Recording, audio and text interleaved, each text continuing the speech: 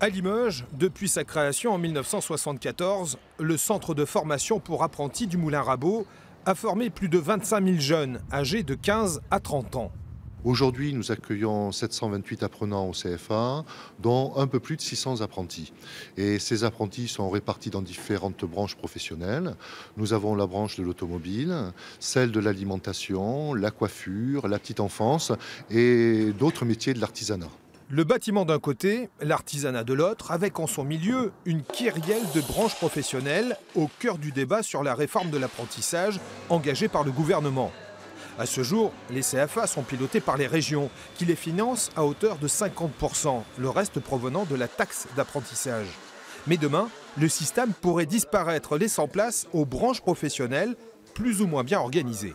Le risque pour nous, ce sont que les branches qui ne sont pas structurées, notamment la boulangerie, la pâtisserie, la charcuterie, enfin tous les métiers de l'artisanat, où la branche n'est pas présente en termes de portage de l'outil de formation sur les territoires, c'est que demain, elle soit peut-être pas si bien représentée et peut-être que le financement ne sera pas aussi bien partagé que cela. Des territoires un peu plus déshérités, je pense à la Creuse, le Lot-et-Garonne et bien d'autres territoires, les Landes aussi, pourquoi pas, risquent de souffrir, entre guillemets, par ce portage qui va être fait par les branches.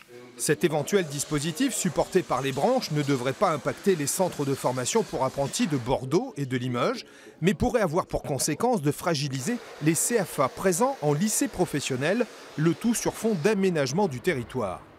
L'apprentissage, c'est même un levier de développement pour des territoires. Vous citiez Felletin sur le bâtiment, il y a Égletons, il y a 4 CFA à Tulle, par exemple. Et sur ces CFA, il y en a qui auront les moyens de fonctionner, il y en a d'autres qui ne fonctionneront plus. Le bâtiment, par exemple, c'est tout à fait révélateur. Aujourd'hui, le CFA de Felletin, il a des difficultés parce qu'il est dans un endroit enclavé. Le bâtiment, c'est un métier qui n'attire pas. Et là, la région va y travailler. L'an dernier, en Nouvelle-Aquitaine, 36 685 apprentis ont été formés, avec un taux de réussite aux examens de 82% et surtout un taux d'insertion dans la vie professionnelle de 67% dans les 7 mois qui ont suivi l'obtention du diplôme.